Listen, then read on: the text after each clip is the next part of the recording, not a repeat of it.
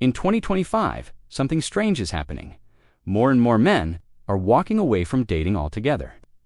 Not because they hate women, not because they've given up on love, but because modern dating is starting to feel broken.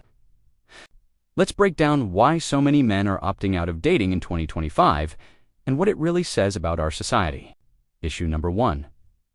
Dating feels like a rigged game. Let's talk dating apps. For many men, they feel like slot machines where you never win. Apps like Tinder, Bumble, Hinge, they sound like convenient ways to meet someone, right? But here's the reality.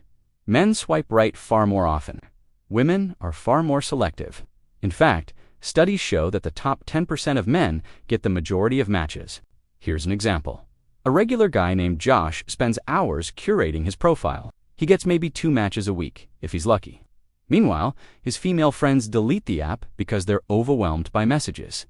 So what does Josh do? He deletes the app too, but not because he's overwhelmed, he's just exhausted. Issue number 2. Financial pressure is real. Let's be real, dating can be expensive. Even something as simple as a coffee date adds up, especially when you're juggling rent, food, student loans, or inconsistent freelance work. And in today's culture, there's still an unspoken expectation that men should pay, plan, and impress. Here's an example. Marcus is 29. He works 2 part-time jobs, pays off debt, and lives with roommates. He'd love to date, but he doesn't feel date-ready. He says, "How do I start a relationship when I'm barely surviving?" Issue number 3. Mental health and male loneliness. Here's something nobody talks about enough. Men are lonelier than ever. According to recent data, nearly 1 in 3 men under 30 haven't had sex or a relationship in over a year. And many say they have no close friends. Here's an example. Eli is 24. He quit dating after a bad breakup. He hasn't talked about it with anyone. He spends most evenings playing online games, not because he loves them, but because it's the only place he doesn't feel invisible. Issue number 4. Fear and distrust in modern dating.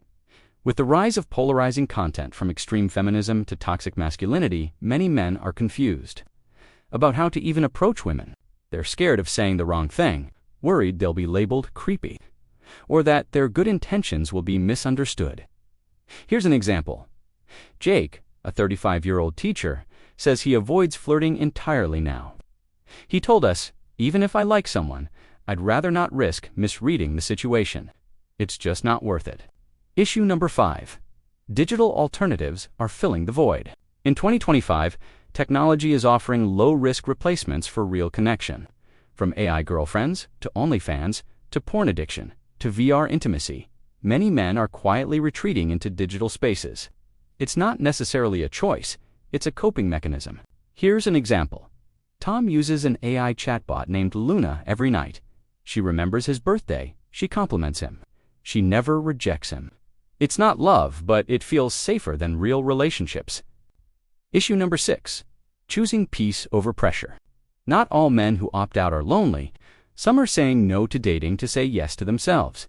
They're focusing on fitness, finances, healing, or building something meaningful. This quiet movement, sometimes called soft MGTOW, isn't about hating women. It's about healing without the noise. Here's an example. Sam used to obsess over dating. Now he journals, lifts weights, and studies finance. He says, "I'm not against dating. I just don't need it to feel whole anymore." So what does all this tell us? It's not that men don't want connection. It's that they feel the system isn't built for them anymore. They're not opting out of dating because they don't care. They're opting out because they're tired, uncertain, and overwhelmed. And maybe they just want someone to say, "I get it. You're not broken." If you're watching this and you've felt this way, you're not alone. Here are a few steps to consider. Focus on mental health and talk to someone about your experience. Build male friendships, real supportive ones.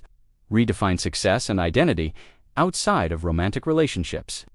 If you want to return to dating, do it on your own terms with boundaries and clarity. This isn't the end of love. It's the beginning of a deeper conversation. If this resonated with you, drop a comment, share your story, and subscribe for more real, unfiltered content on life, identity, and navigating modern relationships. See you in the next one.